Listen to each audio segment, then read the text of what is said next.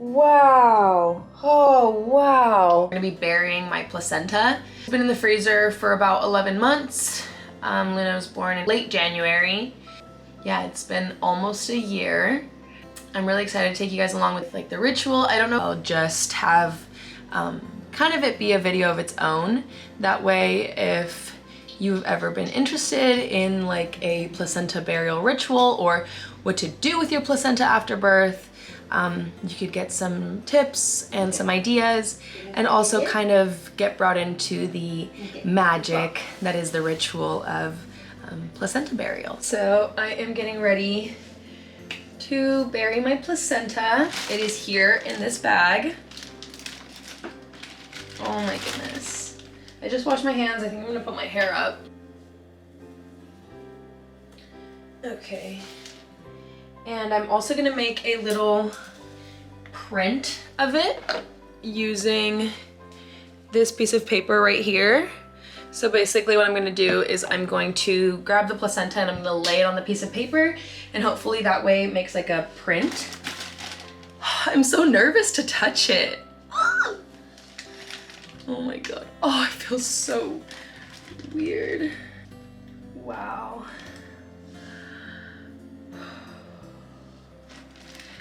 Feeling so many emotions. I want to cry, I want to scream. Woo! This is weird. All right, well, let's do it. Do you guys want to see this part? I don't know. I'll try to get you guys in here. Literally probably as good as it's gonna get. Okay. Wow. Oh my God. Wow. Oh, wow. Holy shit. 1, 2, 3. You know who she is, don't you? That's your placenta, princess. Okay, do you want it? Look at this part. It's literally like a tree of life. Do you see it? Oh, yeah. Do you see the tree? Yeah. Right. Come here, my love. So we are burying Luna's placenta right now. I have some words that I wrote down that I want to read aloud to her and share to her. Let us begin. I'm like nervous. Okay, Luna's placenta burial. So Luna, this is your birth story. I don't think I've ever told you your birth story. You were there, but I don't know if I've ever read it to you. Okay, so I woke up at 10 p.m. with intense pressures on my back. I experienced back labor for 2 hours, and in that time, I doubted my ability to stay home and birth you at home. I remember saying, I can't do this. I want an epidural. Please take me to the hospital. Your daddy pressed against my back and used counter pressure against me to provide me with relief. I told your papa to get some rest, as I knew that it would be a few hours until you were here. I needed him well rested for the active labor. I left the room and headed to the bathroom. I drew myself a really hot bath, and I remember feeling so much peace as the tub filled up, knowing it would be the last time I would be a maiden. I got on my hands and knees, and I rode each contraction wave as it came. I felt the intensity and the pressure. I had never been in the birth portal, but I knew that I was about to enter it. I knew that you would come that day. I labored alone in the tub. I moved my body as the contractions came, and I would get up to get on the toilet as I felt it progressed my labor faster and faster.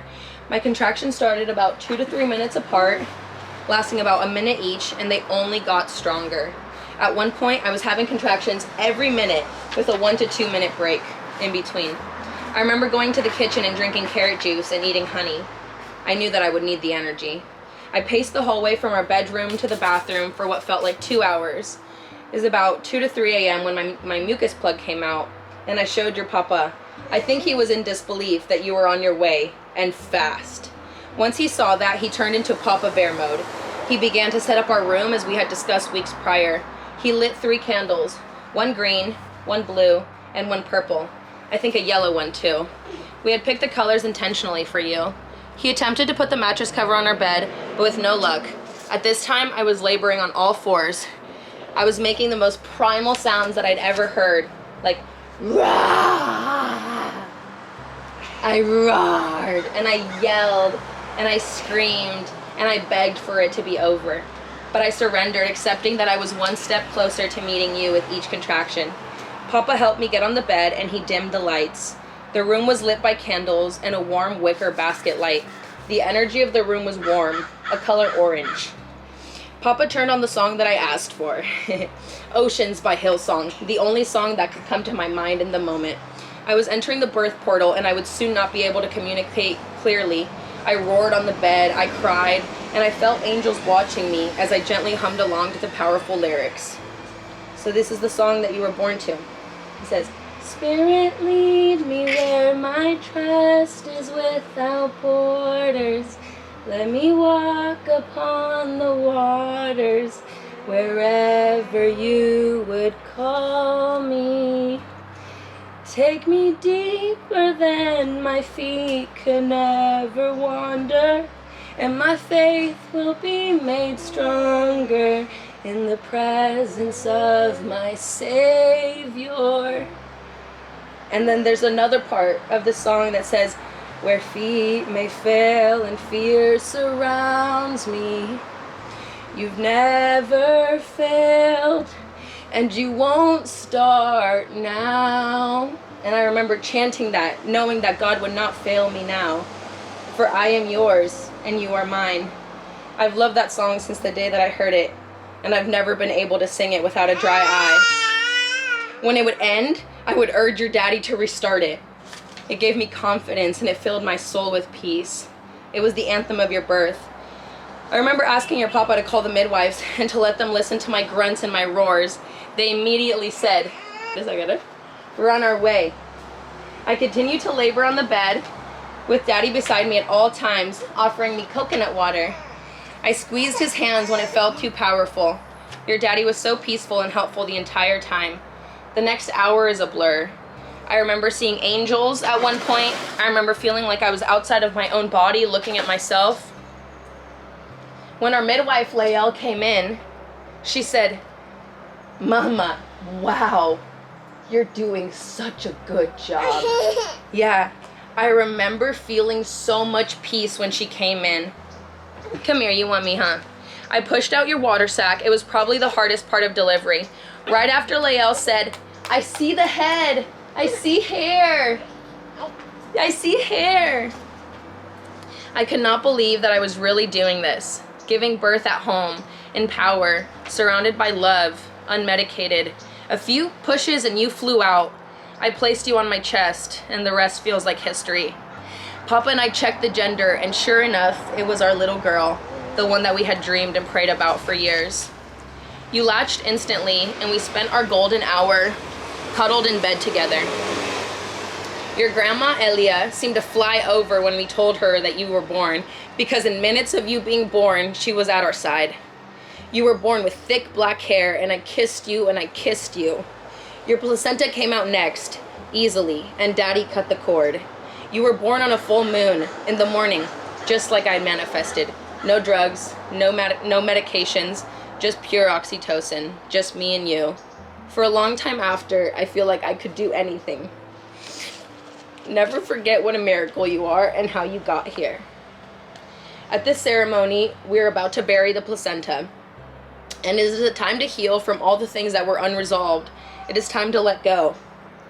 We are releasing the organ that sustained you and nourished you, the organ that made us one. Luna, as you grow and become more independent, may you never forget this special time and bond that we share.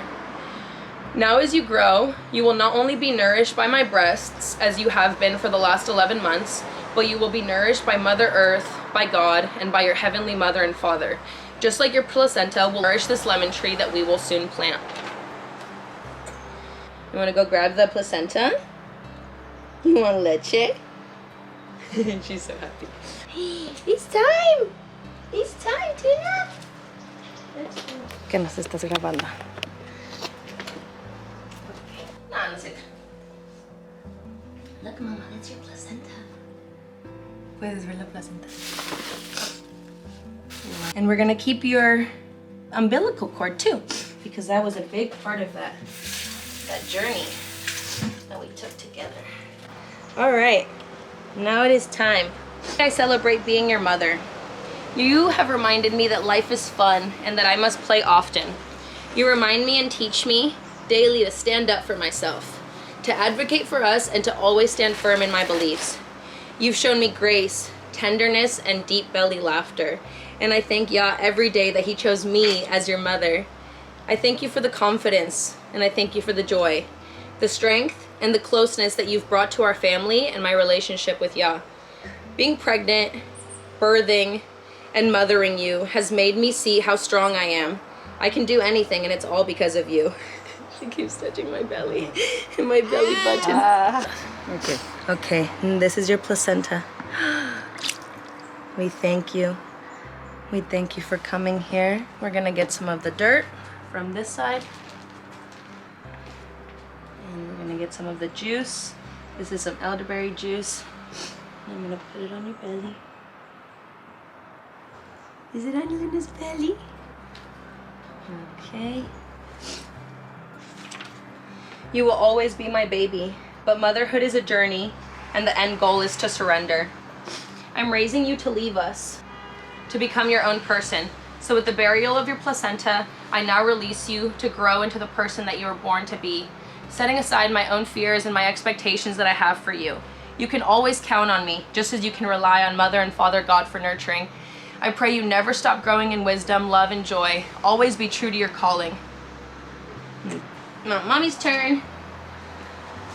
All right. Now, Mommy's gonna draw a little heart with the dirt on Mommy's belly button. A little heart. Luna's like, I'm on my way out. Bye, guys. I bless my womb, and I reclaim it as a perfect and private place. Move forward with a successful YouTube career, and I celebrate my power and my creativity. I close by declaring my willingness to go through this process again and to birth again. I open myself up to all the love and the abundance that the world has to offer me. And we're done. Okay. Now, Tuna, come here. You want to put some of the dirt on top?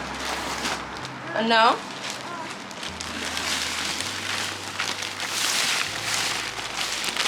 And in a couple months, when the sun comes out again, what we can do, baby girl, come here. What we can do is put a lemon tree on the top. You want to know why? Because you love lemons. And that was the first thing I craved when I was pregnant with you. Okay, say thank you guys for being a part of that. Say we love you. You want to give me a hug? I feel like crying.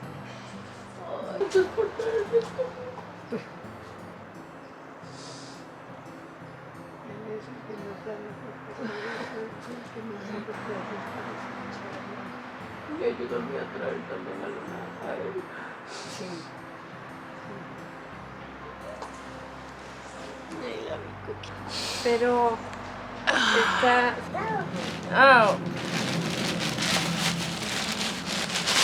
Okay. Que... echarle agüita. So to make sure that the animals don't get to it, we're gonna do a couple things. In the ritual of placenta burial, it's very important that the animals don't get to the placenta, because a lot of spiritual beliefs basically say that if the placenta gets eaten, or if animals get to it in any way, it can mean harm and sickness for the child. And so we're doing our best to make sure that the placenta stays where it's supposed to. Here's Abu to the rescue.